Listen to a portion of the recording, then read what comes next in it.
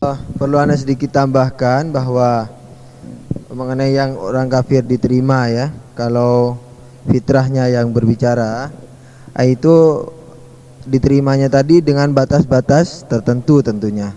Jadi yang bersifat boleh dikata kasarnya itu yang bersifat duniawi. Jadi doa-doa yang bersifat duniawi barangkali sebab saya tadi mengatakan bahwa orang kafir hatta mau bagaimana tidak diterima, ya kan?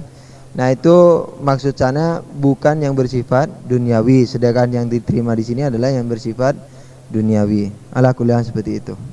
Ada yang lain? Silakan. Ada pertanyaan lain ini. Tadi saya mengatakan bahwa yang penting dalam ajaran ini adalah akidah sama fikih, kemudian akhlak itu merupakan tambahan. Kemudian dikatakan bahwa kayaknya sulit itu merupakan satu kebenaran, katanya penanya, lantaran Rasulullah sendiri mengatakan ini bu'istu liutami makarimal akhlak. Kamu innama bu'istu liutami makarimal akhlak.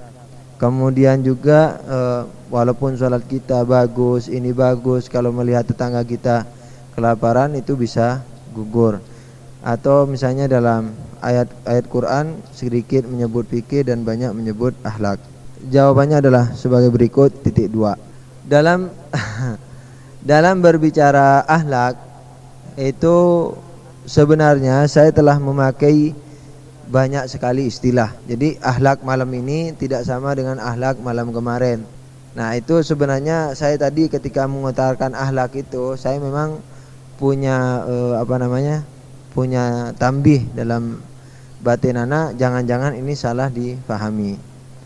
Maksud ana begini, bahwa akhlak yang ana maksudkan tadi merupakan akhlak yang umum. Yakni apa? Yakni orang yang seperti tadi, orang yang memperhatikan hal-hal yang dikatakannya akhlak, sopan santun dan sebagainya, kemudian meremehkan terhadap fikih-fikih Islam. Sebenarnya akhlak dalam bahasa kita sebenarnya sehari-hari, dan itu anak kira Anda masih mengingatnya, bahwa akhlak yang terendah itu adalah mengamalkan fikih, dan itu sudah akhlak mulia di sisi Allah Subhanahu wa ta'ala. Jadi kalau kita mampu meninggalkan yang haram dan mampu melakukan yang wajib, itu merupakan akhlak yang paling rendah di antara akhlak-akhlak mulia, tapi ini sudah mulia, sudah ahli surga. Nah itu, jadi akhlak yang kita pahami sebenarnya bukan akhlak kulon nuwun dan sebagainya itu, melainkan seluruh aturan Islam, seluruh fikih-fikih Islam itu merupakan akhlak mulia, karena fikih-fikih Islam itu mewajibkan kita atau melarang kita untuk melakukan sesuatu. Nah oleh karena itu, karena akhlak itu merupakan karakter secara umum, behavior ya, katakan karakter lah ya. Nah, karena kita tidak boleh berkarakter seperti itu kepada hal-hal yang haram, dan tidak boleh kita melakukan dan kita diwajibkan melakukan hal-hal yang wajib, itu merupakan suatu karakter yang mulia. Jadi akhlak yang mulia. Itu pembahasannya umum. Nah, yang ana inginkan sekarang ini adalah akhlak-akhlak yang umum dipakai orang. Yaitu apa? Orang yang condongnya memperhatikan akhlak sementara dia tidak memperhatikan fikih-fikih dasarnya. Sementara akhlak itu merupakan kelaziman daripada akhlak fikih itu. Jadi orang yang fikihnya baik, dia akhlaknya pasti akan baik. Allah sendiri berfirman, Inna sholata tanha anil fahsya wal munkar. Jadi kalau ada orang sholatnya baik tetapi tetangganya kelaparan gak diberi, itu sholatnya belum baik. Siapa yang bilang baik? Baik itu kan menurut kita. Tapi kalau baik menurut Allah, Allah jamin kamu tidak akan pernah berbuat mungkar. Itu. Jadi kalau memang sholatnya baik, semuanya baik, dalam berpolitik, politiknya akan baik, dalam berbisnis pasti baik. Kalau orang yang sholatnya tidak baik, pasti gugur. Artinya pasti berantakan. Atau katakanlah kemungkinan besar berantakan. Atau katakanlah kemungkinan besar ada tidak bersihnya. Atau kemungkinan besar berbahaya sekali dalam usahanya. Jadi dia terancam kayak telur di ujung tanduk. Mungkin dia tidak melakukan haram, tapi kayak telur di ujung tanduk. Itu jadi orang yang ibadahnya baik, puasanya baik, dia tahu hikmahnya puasa, nggak mungkin dia meninggalkan tetangganya yang kelaparan, ya kan? Satu itu, dua. Yang ketiga, dosa yang kita kenal selama ini, dosa itu dosa zina, mencuri. Kita belum pernah membahas yang namanya dosa sosial. Nah, seperti tadi itu membuat rame dalam satu pengajian, di mana pengajian itu kita sepakati bahwa kita untuk diskusi, itu bisa dosa. Betul-betul dosa. Jadi harus meminta ridhonya audien yang lain. Jadi kalau audien yang lain tidak ridho, itu bisa dosa. Dan betul-betul dosa. Gitu. Jadi ada yang namanya dosa sosial. Nah, ini salah satu contoh. Kalau kita harus halal menghalali ya. Cuman memang sebaiknya kita bantai-bantaian boleh asal serius. Anda tidak menuntut Anda itu mendengar dan mengambil apa yang Anda sampaikan. Kita bantai-bantaian boleh. Cuma mari kita sedikit. Tapi kalau 1-2 itu biasa. Nggak, kalau terlalu sering itu bisa mengganggu, dan itu umumnya mengganggu bisa dosa. Jadi ada dosa sosial ini yang kurang kita perhatikan. Misalnya seperti tetangga lapar dan sebagainya. Kan pernah Anda ceritakan Bahrul Ulum, arif besar orang Syiah. Itu muridnya pernah suatu hari dipanggil, dimarah-marah. Kamu ini keke, makan enak, tetangganya kelaparan, tidak dipikirin. Ente enak, gimana kamu ini? Muslim atau marahi. Terus si muridnya bilang, ya Ustadz, Anda nggak tahu. Kalau ente tahu Yahudi ente. Kalau kamu tahu tidak bantu kamu Yahudi. Kamu tidak tahu ini sudah salah. Yang Anda marah itu kenapa kamu tidak tahu? Jadi ada dosa-dosa sosial yang bisa menghambat akhlak seseorang. Jadi jangan dikira bahwa kalau sholatnya bagus tapi sosialnya nggak, itu bukan sholatnya bagus. Orang yang sholatnya bagus pasti sosialnya bagus. Tapi ingat, sosial di sini relatif. Sosial Islami yang Anda maksudkan. Kadang-kadang menurut orang tidak sosial, padahal itu sosial. Ada kan menurut akhlak-akhlak dari kebudayaan tertentu itu kurang baik, padahal itu baik. Itu dalam batas-batas tertentu itu nggak diperhatikan. Jadi yang di sini yang dimaksudkan apa yang dianjurkan Islam. Sebenarnya malam ini Ana mau membahas infak, sebenarnya cuman ada satu lain hal Ana tidak bisa. Ini merupakan salah satu daripada akhlak Islami, di mana sampai Ayatullah Toba-Tobai mengatakan bahwa Islam itu menganjurkan infak luar biasa. Ada yang wajib, zakat, khumus, nadar, atau kafarah. Ada yang sunnah, yang ditekankan, yang ini, wah bentuknya. Apa tujuan falsafahnya? Supaya mendekatkan si kaya dan si miskin. Dan si kaya ini supaya tidak mentang-mentang di hadapan si miskin dan menonjolkan hal-hal yang di luar batas kesederhanaan. Jadi karena yang diinginkan Islam bukan satu orang, masyarakat. Dan masyarakat yang baik itu adalah yang saling berdekatan, derajatnya tidak terlalu timpang jauh. Nah, itu salah satu falsafah infaknya itu begitu, supaya ada takarub pendekatan tingkatan. Jadi tidak ada yang terlalu kaya dan terlalu miskin. Jadi ya kalaupun dia lebih tidak akan limpah-limpah, numpuk lagi. Sementara yang fakir makin, sampai ada lagu yang kaya makin kaya, yang miskin makin miskin. Ala kulli hal.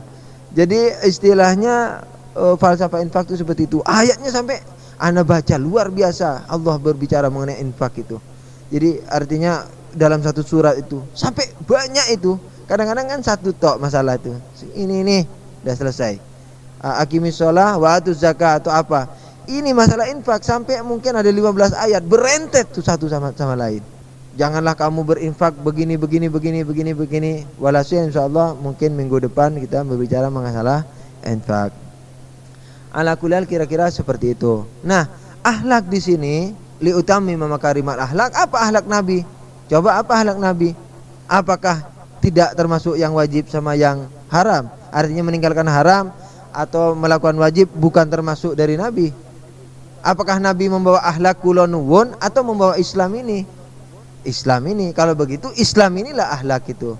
Jadi kalau menurut Islam ini wajib, lakukan. Kalau menurut Islam itu haram, tinggalkan. Itu adalah akhlak.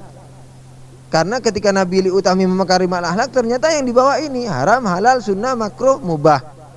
Akidah ini. Nah itu yang dibawa. sama akhlak dalam bentuk. Sebenarnya dulu pembahasan akhlak itu sepertinya wallahu a'lam, kelihatannya dulu di zaman Nabi nggak ada pembahasan mustakil akhlak, wallahu a'lam ya. Ini sekedar abad. Jadi untuk memudahkan para generasi ini nanti di peta-peta ada politik Islam, ada ini Islam. Kalau dalam Ahlul Bait seperti marja taklid itu ya, itu taklid dalam segala hal. Ekonomi ada fatwanya. Gitu. Kalau kita kan aneh ya, biasanya taklid tuh wudu, najis, haram, halal, itu aja. Jadi bagaimana puasa, bagaimana ini enggak, ekonomi ada fatwanya. Gitu. Kalau belum bisa fatwa itu dipertanyakan kemujtahidannya. Jadi nah inilah akhlak itu. Nah ada yang sunnah, ada yang wajib. Nah kalau sampai tetangga kelaparan sementara dia berlimpah, itu barangkali masuk kategori wajib. Jadi kalau tinggalkan bisa dosa. Maka itu mungkin barangkali dia iskal. Jadi sholat-sholatnya perlu dipertanyakan. Sebab sholat yang benar, inna sholata tanha 'anil fahsya'i wal munkar. Ala kulli hal. Bukan anda meremehkan, jangan salah paham ya. Bahkan dari dulu kita ini bicara akhlak ini luar biasa. Bahkan ana cuman begini, ana tidak ingin timbul kerancuan dalam kita memulai dari mana. Sebab dulu ana masih sebelum ana di Ahlul Bait ini, ana itu menekankan tidak ketawa. Kalau terbahak, ada ustadz terbahak, enggak akan saya dengar dulu. Ada ustadz makannya pakai tangan kiri, enggak akan pernah saya dengar. Ada ustadz tidak makin jari 3, ana ketawa aja dalam hati. Padahal itu sunnah. Sementara ketika dia membahas ayat, ana wajib mendengarkan. Nah, ana untuk ngejar sunnah, meremehkan orang, yang wajib ana tinggalkan. Nah, ana dulu menamakan diri ana sebagai ahli sunnah. Ya benar, tukang jaga sunnah. Wajib enggak saya jaga. Ini sunnahnya saya jaga waktu itu saya loh ya. Jadi bukan orang, saya jaga sunnahnya aja. Ya cocok sudah saya ini sebagai ahli sunnah sejati. Wajibnya ana enggak pikirkan apa syarat-syarat amal supaya diterima, apa wajibnya, apa haramnya, mungkin enggak diperhatikan. Gitu. Ana takut seperti itu. Maka itu bahasa ini ana sesuaikan dengan pengalaman ana gitu. Jadi ana tekankan dulu. Jangan mentang-mentang mau ke akhlak, kalau fikih kasarnya aja itu. Nah, akhlak itu hal yang mulia. Jadi akhlak dalam pembahasan ilmiah itu ada kriterianya sendiri. Dan tempo hari pernah kita isyarati, barangkali itu merupakan fikih batin, katakanlah kasarnya seperti itu. Imam Ghazali pernah kan mengatakan sholat itu mempunyai 2 bentuk, lahir sama batin. Yang kalau tidak diperhatikan baik lahir atau batinnya, sholatnya batal. Nah, barangkali yang batin itulah yang kita katakan akhlak. Zakat, puasa itu ada lahirnya, ada batinnya. Jadi itu bukan anda meremehkan sama sekali. Justru Islam itu adalah akhlak mulia. Wa Islam itu didasari oleh apa? Akidah yang benar, kemudian dengan fikih yang benar, itu adalah akhlak. Nah, itu. Kemudian yang sunnah-sunnah ini yang saya katakan itu merupakan suatu kelaziman, merupakan suatu tingkatan berikutnya. Gitu. Jadi pembahasan filosofis harus kita ukir dalam hati, baik itu pembahasan akidah, begitu juga fikih. Fikih ini yang kita ukir dalam badan, kita juga harus ukir dalam batin. Ilmiah kita, waktu kita membahas tauhid, kita ukir dalam pikiran kita, dan kita ukir setelah itu kepada hati. Itu sehingga jadi akhlaknya, katakanlah seperti itu. Ana khawatir meninggalkan ilmiah terus sok-sok mau seperti orang mau zikir saja, padahal dia tauhidnya masih tidak karuan, dia masih melakukan kesyirikan. Nah, seperti itu. Ada pertanyaan, tadi Anda katakan bahwa argumen Siddiqin ini adalah argumen yang paling tinggi. Tetapi ada hadis Imam Ali mengatakan man arafa nafsahu faqad arafa rabbahu, barang siapa tahu dirinya adalah tahu, mereka akan tahu Tuhannya. Apakah ini tidak bentrok? Sebenarnya, ya kan? Sebenarnya hal ini tidak merupakan suatu yang bersifat kontradiksi. Dan saya tadi mengatakan bahwa argumen Siddiqin ini merupakan argumen tertinggi. Artinya argumen yang tertinggi. Cuman argumen akalnya harus kita terapkan dalam hati sehingga menjadi arif yang sebenarnya. Bagaimana dengan Imam Ali yang menganjurkan man arafa nafsahu faqad arafa rabbah? Nah, itu juga benar, tetapi itu berangkat dari makhluk kepada Khalik. Jadi itu merupakan pelanglangan ula, pelanglangan pertama untuk menuju kepada Khalik. Jadi yang apa disampaikan oleh Imam Ali tidak harus yang paling tinggi. Imam Ali itu kan seperti kata sebagai penerus para nabi. Sedangkan nabi mengatakan nahnu ma'asyiral anbiya nukallimun nas ala qadri uqulihim. Kami para nabi berbicara dengan umat sesuai dengan kemampuan umatnya. Maka dari itu ayat-ayat yang tinggi di zaman nabi tidak akan dijelaskan kecuali oleh kepada orang-orang yang mampu. Pernah seorang sahabat bertanya kepada Rasul, minta kepada Rasulullah, ya Rasulullah, ajari aku sebagaimana yang diajarkan kepada dia. Kalau tidak salah dia ini, kalau nggak salah ini Salman Al-Farsi.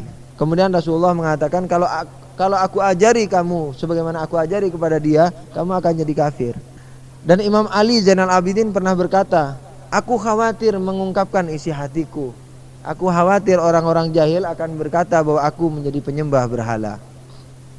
Nah itu, jadi ada tingkatan-tingkatannya. Jadi Imam Ali menyuruh memperhatikan dirinya. Apalagi diri manusia ini merupakan suatu makhluk yang lebih luas dari alam ini. Imam Ali mengatakan, apakah kau kira bahwa dirimu benda yang kecil, padahal di dalam dirimu itu terbentang alam yang lebih luas dari alam ini. Jadi roh manusia itu lebih luas dari segalanya. Sampai malaikat disuruh sujud kepada manusia. Itu sujudnya bukan kepada Nabi Adam loh ya. Itu sujudnya kepada manusia. Itu bukan kepada Nabi Adam sebagaimana Nabi Adam loh ya. Memang sujudnya kepada Nabi Adam, tetapi beliau sebagai wakil manusia, bukan sebagai Adamnya, bukan, sebagai wakil manusianya. Gitu. Jadi luar biasa. Nah, Imam Ali memegang ini, kemudian pelajarilah dirimu. Nanti setelah itu ya pelanglangan berikutnya akan terbuka, mukasyafah itu akan terbuka. Ya kita harus terjun, ini bukan ilmu teori, ilmu amali, cuman ya sekedar kasarnya kita bicarakan. Barangkali ada pertanyaan. Di Indonesia ini kita lihat ada banyak kebiasaan. Jadi mau minta ini ke sana, ada yang pergi ke Madura katanya. Dirayu juga saya ini. Tapi GR kali. Ala kulli hal, pergi ke sana, pergi ke sini. Apakah itu dalam bentuk realita tawasul? Macam-macam. Kalau menurut hemat ana itu macam-macam bentuknya. Ada yang berbentuk tawasul, tapi ada merupakan suatu yang sudah di luar jangkauan Islam. Jadi kalau kita misalnya ziarah ke Wali Songo, misalnya untuk orang-orang khususnya orang Indonesia ini, dalam arti mudah-mudahan dipaham maksudnya, selain Ja'fari itu jelas merupakan tawasul yang baik dalam artian mengakui syiar Allah, ya kan, bagi mazhab mereka, karena secara lahiriah mereka Wali Songo katanya sih ada yang bilang Sunni, tapi ada yang juga yang bilang Syi'i. Anggap saja Sunni dulu, anggap saja seperti itu. Itu merupakan syiar sudah gitu bagi mereka ini. Nah itu benar, tapi ada yang yang sudah tidak merupakan syiar, itu sudah merupakan suatu kepercayaan, seperti punya datang kepada seseorang karena dia kalau minta sama dia katanya doanya bisa kaya, bisa ini, duitnya bisa banyak, bisa berlimpah. Nah permintaannya aja sudah keliru, jadi itu tapi tidak gampang mengatakan itu bukan Islami ya. Jadi kita harus teliti secara benar. Itu ada yang Islami, ada yang tidak. Jadi seperti ke kiai, minta doanya kiai itu masih Islami. Itu syiar loh. Sampai di hadis ngelihat wajah ulama aja sudah dapat pahala. Hatta di Syiah begitu. Nah, cuman ulama loh ya. Jadi tapi bagi kaum di luar Syiah, ulama di sini ulama betulan. Dan di hadapan Allah begitu memang nilainya. Kecuali kalau mereka ini tahu bahwa Syiah yang benar, itu sudah lain. Tapi selama mereka memang mengerti bahwa Sunni yang benar, ulama mereka kalau mereka lihat, mereka dapat pahala. Gitu. Selama belum datang penjelasan bahwa yang benar ini mazhab Isna Asyar, misalnya imam 12 imam, mereka nggak tahu misalnya seperti itu. Dia ngelihat ulama aja sudah dapat pahala. Nah kalau dia minta rezeki yang dihalalkan Allah, insya Allah seperti tadi lah, itu dalam bentuk realita tawasul. Ya, fadhal. Ya, silakan. Waalaikumsalam warahmatullahi wabarakatuh. Sebenarnya pertanyaan tadi itu bagi yang lama ada di majelis ini itu bukan permasalahan yang asing. Ya, bukan permasalahan yang asing. Kalau dikatakan bahwa akal terbatas, kemudian Al-Quran tidak terbatas, loh kamu memahami Al-Quran pakai apa? Pakai dengkul apa pakai akal? Jadi Al-Quran ini mau diubrek-ubrek kayak apa, ya kamu tetap pakai akalmu. Justru orang mengatasnamakan Quran, tetapi dia menghancurkan Quran. Ini Quran, Quran mana? Quran yang kamu paham. Apakah ketika kamu baca Quran, pahaman kamu tentang Quran pasti cocok seperti apa yang dimaui Allah? Kan belum tentu. Yang tahu pasti bahwa pemahaman Qur'annya benar itu Nabi. Kalau kita pemahaman Qur'annya apa pasti benar? Sehingga kita ini Quran. Nggak bisa. Quran yang kita pakai sebagai dalil itu Quran yang telah kita sempitkan dengan akal kita. Oleh karena itu kalau akalnya belum benar menetap Quran kocar kacir. Kita pernah bahas Bismillahirrahmanirrahim, kalau tidak pakai filsafat syirik. Saya mau tanya misalnya, Allah Bismillah, Allah disifati dengan Rahman, disifati dengan Rahim. Saya mau tanya, Rahman itu Allah apa bukan? Nah, ini pembacaan filosofis kalau bilang Allah. Tapi kalau dikatakan Rahman ya sifat Allah. Kalau dikatakan seperti itu, Rahim ya sifat Allah. Menyatu dengan Allah sudah syirik, Trinitas. Allah, Rahman, Rahim nyatu, Trinitas. Kalau kita punya Asmaul Husna 100 nitas, lebih keji dari Kristen. Justru kalau dengan filsafat kita harus tinggalkan itu Rahman, harus kita buang jauh-jauh Rahman, Rahim, Qadir, Hayyun, Alimun, itu harus buang, itu copoti dari ayat. Dan itu yang dikatakan Imam Ali dalam Nahjul Balaghah. Tauhid yang benar meninggalkan sifat Allah. Nah itu. Jadi kalau kita membaca Al-Quran, kalau kita membaca Al-Quran kemudian dengan akal kita, bisa syirik kita. Tapi mengatasnamakan Al-Quran. Allah itu punya sifat loh. Ini Bismillahirrahmanirrahim. Kamu akalnya sempit. Akal itu terbatas. Loh, kalau akal terbatas kejam dong Tuhan. Nurunin Quran sama akal terbatas. Loh, Quran tidak terbatas. Kalau dibilang tidak terbatas, syirik. Yang tidak terbatas hanya Allah. Katakanlah ini lebih luas dari akal. Kejam Allah. Kalau Quran lebih luas dari akal, diturunkan kepada akal, kejam Tuhan. Kejam apa enggak? Kejam, sebab tuh Quran ini diturunkan untuk kita pahami. Mau pilih yang mana? Akal tetap. Jadi nggak bisa. Jadi mau pakai Quran juga Quran bukan Quran. Juga Quran yang telah kamu kecilkan pemahamannya dengan akalmu, dengan pengalaman pendidikanmu. Jangan dikira kalau orang yang seperti misalnya orang-orang Wahabi, sebentar-sebentar Quran, sebentar-bentar Quran, kirain Quran milik lo apa? Seenaknya Quran. Jadi dan itu pernyataan ulama, bukan pernyataan ana. Sampai-sampai Allah sendiri menolak dalam Al-Quran.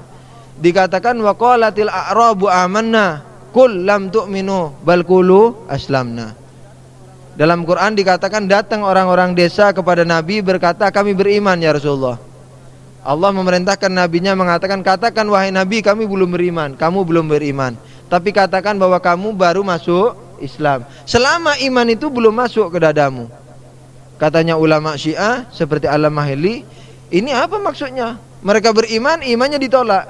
Selama iman itu belum masuk. Padahal mereka kan tidak dipaksa. Kalau dipaksa masuk Islam baru ini betul-betul beriman. Saya beriman ya Nabi kepadamu. Enggak, kepada Tuhanmu. Enggak, belum iman. Kamu baru masuk Islam. Selama iman itu enggak masuk. Itu katanya ulama Syiah.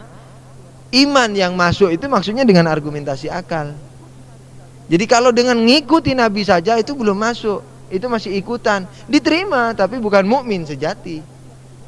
Yang mukmin sejati yang dengan argumentasi akal, manfaatnya besar sekali. Jadi kenapa di dalam Ahlul Bait itu orangnya boleh dikata lain barangkali ya, kemudian tidak mudah misalnya dipecundangi, tidak mudah diakal-akalin. Barangkali kristenisasi kalau di Syiah tidak akan jalan. Mungkin 100 tahun dapat satu orang Syiah masuk Kristen. Itu pun barangkali. Karena apa? Karena dia tidak boleh taklid. Jadi dari hatta sederhana yang penting akal. Nah, akal ini banyak derajatnya. Semakin tinggi, semakin bagus. Gitu. Tapi itu anjurannya. Minimal pada 5 perkara. Kan kita ngaji dulu dari awal-awal itu kita diskusikan. Jadi orang bisa berkata, kamu akalmu sempit, ini Quran yang luas. Loh kok tahu kok luas? Wong akalmu sempit kok bisa paham bahwa itu Quran luas? Oh, akalmu juga sempit seperti gua. Ya ndak akan paham kalau Quran itu luas. Wah, Anda juga sudah luas, diluasin Quran. Wah, hebat loh. Nah, gitu. Berarti akal tidak sempit. Karena Quran diturunkan untuk kita pahami, untuk kita pakai akal memahaminya. Oleh karena itu, mengenai tauhid, mengenai ayat-ayat tauhid dalam Quran itu nggak boleh. Jadi nggak sempurna kalau hanya diikuti. Kenapa percaya Tuhan itu Allah? Ini qul huwallahu ahad, Allahus samad. Itu nggak sempurna imannya. Dia harus memahami ayat itu. Kan banyak ayat-ayat tauhid itu tidak untuk diikuti saja, tapi untuk dipahami. Jadi dimengerti. Sampai Nabi mengatakan apa? Tentang ayat sesungguhnya perubahan siang dan malam itu merupakan satu tanda kebesaran Allah. Nabi sampai mengatakan neraka bagi orang yang baca ayat ini dan tidak mau berenung. Baik, dikatakan seperti itu. Karena ayat-ayat tauhid itu diturunkan Allah untuk dipahami, bukan untuk dikte kita. Hei, katakan qul huwallahu ahad, sudah itu aja. Mau paham enggak paham sudah itu. La yaqilun afala tatafakkarun, di Quran sak bajek-bajeknya, sak banyak-banyaknya maksudnya. Nah, itu intinya kurang lebih. Barangkali ada tadi apa? Akhi Bandi mau nambahkan sesuatu? Mungkin permasalahan di sini dalam pembahasan mengenai masalah-masalah aqaid itu terkadang ketika kita hendak mengitsbatkan, kita hendak menetapkan adanya Allah Subhanahu wa taala ataupun pencipta alam ini sendiri, maka pertama kali ketika dalil yang hendak kita gunakan, maksudnya mungkin di sini bahwasanya yang pertama kali kita gunakan dalil pertama kali adalah dalil akal. Ketika kita hendak mengitsbatkan, menetapkan akan adanya pencipta ini, disebabkan kita tidak mungkin istilahnya kalau sekiranya mungkin kita hendak berdiskusi ataupun berdialog dengan orang yang sama sekali tidak meyakini Al-Quran, tidak meyakini akan adanya Allah. Taruhlah mungkin dengan orang-orang ateis, ketika kita hendak diskusi meyakinkan mereka bahwasanya Allah itu ada. Nah sekarang kalau sekiranya mungkin kita menggunakan dalil-dalil nakal, katakanlah mungkin qul huwallahu ahad, kita gunakan ayat tersebut, jelas mungkin dalam pandangan mereka sama sekali kami tidak bisa menerima ayat tersebut. Jadi mau tidak mau mungkin kita akan menggunakan suatu dalil yang kita sepakati antara kita dengan mereka. Yaitu dalil apa? Dalil akal di sini mungkin. Setelah kesepakatan tersebut kita dapati bahwasanya As-Sani, yaitu pencipta alam ini ada, maka dari situ baru kita mungkin mengatakan bahwasanya Allah Subhanahu wa taala itu ada dan yang menciptakan kita. Kemudian dia mengeluarkan satu firman, katakanlah, yang bernama Al-Quran. Nah baru dari sini juga kita bisa menggunakan Al-Quran itu sendiri sebagai sandaran. Jadi sebelum istilahnya Al-Quran tersebut dijadikan sandaran untuk mengitsbatkan Allah Subhanahu wa taala, karena tadi juga mungkin disinggung di sini, kita tidak bisa istilahnya hendak menetapkan adanya Allah Subhanahu wa taala berdasarkan Al-Quran. Karena apa? Karena Al-Quran itu sendiri adalah firman Allah, perkataan Allah Subhanahu wa taala. Ini kan tidak mungkin kan kalau sekiranya kita hendak mengatakan bahwasanya Allah itu ada. Kenapa Allah itu ada? Karena firman Allah. Itu tidak mungkin kan? Karena apa? Firman Allah itu ada ketika Allah sudah ada. Jadi ketika kita mengatakan karena firman Allah, secara tidak langsung kita mengatakan Allah sudah ada, kan begitu. Jadi berarti di sini bahwasanya akal yang digunakan untuk mengitsbatkan Allah Subhanahu wa taala pertama kali. Setelah itu istilahnya Al-Quran tersebut bisa ketika kita imani sebagai firman Allah setelah kita mengakui adanya Allah. Berarti mungkin nanti dalam masalah ya hukum-hukum tersebut jelas Al-Quran dijadikan sebagai sandaran. Karena mungkin kita tidak bisa mungkin ya berdebat ataupun berdialog dengan orang-orang ateis dengan menggunakan Al-Quran. Aslan mereka sama sekali menolak adanya Allah dan menolak bahwasanya Al-Quran tersebut sebagai sandaran mereka. Otomatis berarti akal di sini yang dijadikan bahan acuan kita untuk membahas masalah ini mungkin. Jadi alhasil tidak ada pertentangan antara dalil akal di sini dengan dalil nakal, saya kira. Assalamualaikum warahmatullahi wabarakatuh. Terima kasih atas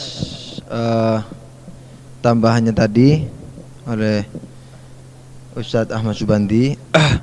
Dan perlu ana katakan kepada ikhwan bahwa pengajian ini pada mulanya adalah akidah, dan kita pada waktu itu telah bahas bahwa hal-hal apa yang mesti digunakan dalam Syiah ini.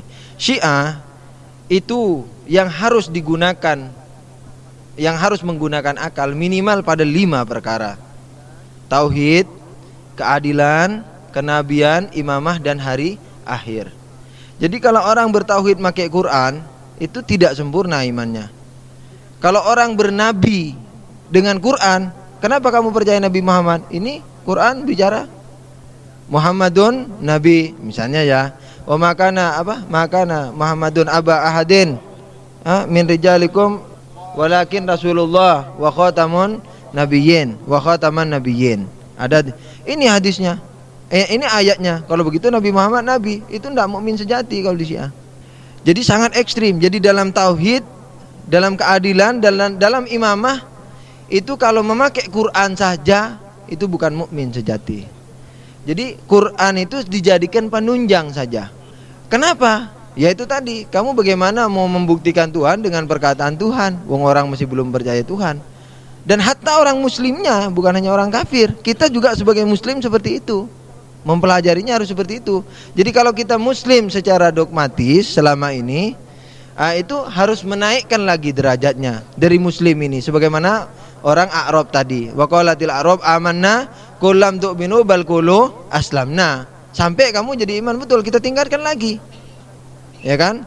Kemudian dalam keadilan, kemudian dalam kenabian. Wong kita tahu Quran itu kan dari nabi. Bagaimana kita mau membuktikan nabi dengan Quran? Paham enggak? Jadi kita bahas dulu kenabiannya. Setelah kita bahas nabi secara umum, kita bahas nabi secara khusus. Dulu kan sudah itu. Nah, kita buktikan Nabi Muhammad itu nabi enggak? Buktikan dulu. Kalau sudah terbukti itu nabi, kalau begitu kita terima apa yang dia bawa. Itu. Akhirnya salah satunya yang dibawa adalah Quran. Baru setelah masalah kenabian, itu masalah hari akhir, masalah imamah, detailnya bisa mengambil Quran. Walaupun sebenarnya bisa saja. Maksud saya tidak bisa itu bukan tidak bisa dilarang, artinya tidak menyempurnakan sebagai mukmin sejati. Nah, tapi setelah Nabi Muhammad terbukti, nah, kemudian imamah dan hari akhir ini kerinciannya tidak akan mengurangi nilai keimanan seseorang seandainya dia mengambil dari Quran dan hadis. Tetapi pokoknya harus pakai dengan akal juga. Harus argumentasi akal. Pokoknya akhirat tuh harus ada enggak? Harus, itu dengan akal. Rinciannya keke, bisa kita ngambil dari Quran hadis karena kita sudah terima Nabi Muhammad. Quran ini iman bitaba. Jadi setelah Nabi Muhammad kita terima, berarti Quran kita terima. Tapi sebelum Nabi Muhammad kita terima, Quran enggak bisa diterima. Jadi setelah pembuktian Tuhan selesai, keadilannya selesai, kemudian keadilannya ini akan menuntun kita kepada nubuwah, terbukti bahwa Nabi Muhammad itu nabi, baru kita percayai apa yang dibawa dia. Kalau dia bawa ini Quran dari Allah, baru kita percaya. Gitu. Baru keimanan berikutnya, yaitu imamah dan hari akhir, kerinciannya itu tidak akan mengurangi nilai keimanan seandainya kita ngambil dari Quran dan hadis. Dari ini loh ya, iman yang 5 poin ini tentang iman-iman yang lain bisa mengambil dari Quran dan tidak mengurangi. Maksudnya bisa, semuanya bisa ya. Artinya tidak mengurangi nilai keimanan. Kamu percaya malaikat? Kok percaya? Ini Quran? Bisa. Gak usah pakai akal, gak apa-apa. Kok percaya ada bidadari? Ini Quran? Bisa. Tapi kok percaya Nabi Muhammad itu nabi? Ini Quran? Nah, ini bukan. Bisa, tetapi tidak mukmin sejati. Ya, jadi keimanan yang 3 poin pertama itu khususnya, ya kadang-kadang 2 poin pertama itu jadikan 1 poin. Jadi Allah dengan keadilannya itu biasanya kadang-kadang ada ulama menyatakan sebagai 1 poin saja. Ini harus dengan akal. Bagaimana kita mau membuktikan Quran? Kita terima dulu Quran sebelum kita terima Nabi Muhammad. Wong kita tahu itu Quran dari Nabi kok. Seperti itu. Ya kan? Memang ada dalil mengatakan, dalil yang umum, Quran tuh pokoknya tanpa siapapun kita bisa buktikan bahwa Quran tuh dari Allah. Buktinya apa? Buktinya karena kita nggak bisa niru Quran, 1 ayat aja nggak bisa. Kan gitu toh dalil yang umum itu. Kalau begitu nggak perlu pembuktian siapa-siapa. Pokoknya hatta sebelum kenal Tuhan, ya kan? Hatta sebelum kenal Nabi, Karena Allah menantang dalam Quran, kalau bisa kamu bikin satu ayat, bikin oh. Nah kalau tidak bisa bikin, akui sebagai dari aku, kan gitu argumen Quran. Itu benar, tapi bukan dengan yang dipahami mereka. Lantaran gimana? Gini, sekarang kamu datang ke makhluk semut. Hai semut, dengan suara gede, oh aku Tuhanmu. Kalau nggak percaya, tiru ini suaraku, tandingi aku. Bisa nandingi semut kira-kira sampai hari kiamat? Nggak bisa. Apakah terus kita Tuhan mereka? Sebab di alam ini kekuatan bertingkat-tingkat. Siapa tahu umpamanya ini orang kafir kan bisa aja ngutak-ngatik. Siapa tahu Quran ini dibikin oleh makhluk yang dahsyat. Katakanlah makhluk yang ada di Mars, yang intelijensianya 1000 kali lipat dari manusia. Mampu kamu bisa meniru? Tidak mampu. Apakah terus dia Tuhan? Bukan. Itu tidak memadai kalau diartikan seperti itu. Jadi kalau kita tidak bisa meniru Quran terus itu langsung dari Allah, tidak bisa begitu. Kalau kita nggak kenal Tuhan dulu, gitu. Karena kekuatan di alam ini bertingkat-tingkat. Siapa tahu ada makhluk lagi di planet mana yang bisa dia membuat gelombang-gelombang suara walhasil yang kita nggak tahu. Kan bisa saja kemungkinan itu. Wah, kita nggak bisa niru dia karena intelijensianya, jalannya aja kecepatan sinar, ininya kecepatan sinar, ini waduh walhasil. Katakanlah malaikat deh.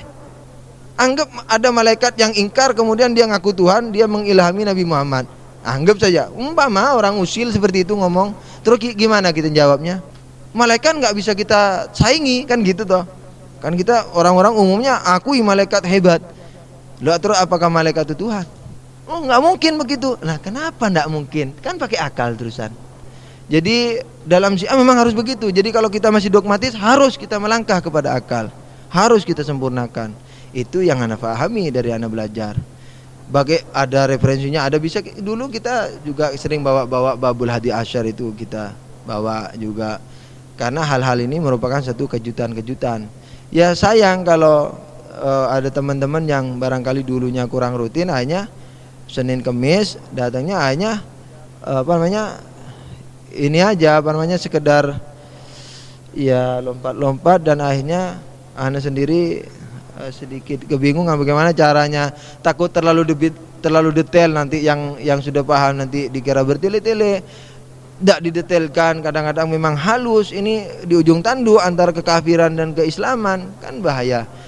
Jadi memang kalau bisa, memang saran antum to the point aja Ustaz, itu memang bagus dan itu harus diingatkan saya. Tapi kalau tidak saya terima, tolong jangan sakit hati, karena kadang-kadang saya punya pertimbangan hal-hal yang lain. Ingat, di sana ada tamu baru. Anda harus bijaksana melihati mujtama ini. Kalau Anda caspleng bagi yang sudah sering hadir, enak. Bagi yang belum hadir, siapa tahu keluar jadi murtad. Nah, siapa yang mau tanggung jawab? Jadi harap kalau kadang-kadang saya menjawab pertanyaan yang sederhana, jelimet jawabnya. Kadang-kadang Anda lihat ada tamu, Anda takut salah paham. Jadi kadang-kadang seperti itu. Anda minta maaf kalau memang kadang-kadang bertele-tele betulan. Sallu ala Nabi. Allahumma salli ala Muhammad wa ali Muhammad. Allahumma salli ala Muhammadin wa ali Muhammad. Ya Allah, bijalalika wa lutfika wa bi Muhammadin wa ali Muhammad. Ampunkanlah dosa-dosa kami, berkatilah pengajian ini. Kalau ada kekurangannya maka lengkapilah dan maafkanlah. Kalau ada kesalahannya maka luruskanlah dan maafkanlah. Ya Allah, jangan kau tatap kami dengan keadilan-Mu, karena kami tidak akan pernah mampu menghadapinya. Tapi tatapilah kami dengan kelembutan dan maghfirah-Mu, sehingga kami tidak putus asa untuk mendekatkan diri kepadamu. Ya Allah, berilah kekuatan untuk mengerti tentang kebenaran-Mu, dan berilah kekuatan pula untuk mengamalkannya, dan berilah kekuatan untuk mengerti kesalahan dan kebatilan sebagaimana ia, dan berilah kekuatan untuk menjauhinya. Ya Allah, ampunkanlah dosa-dosa kami, kedua orang tua kami, mukminin dan mukminat, al-ahya minhum wal amwat. Allahumma nashku ilaika faqda nabiyyina wa ghaibata waliyina wa kasrata aduwina wa qillata adadina wa shiddatal fitani bina wa tadahur az-zamani alaina. Fasalli ala Muhammadin wa ali Muhammad wa a'inna ala dhalika bi fatin minka tu'ajjiluh wa bidurrin takshifuh wa nasrin tu'izzuh wa sultani haqqin tuzhiruh wa rahmatin minka tujallilunaha wa afiatin minka tulbisunaha birahmatika ya arhamar rahimin. Lepaskanlah belenggu yang mengikat kaki tangan kaum muslimin yang dibuat oleh kaum kafirin. Lepaskanlah belenggu yang mengikat pikiran dan hati kami yang kami buat melalui hawa nafsu kami dan dosa-dosa kami. Amin ya rabbal alamin. Salawat Allahumma salli ala Muhammad wa ali Muhammad.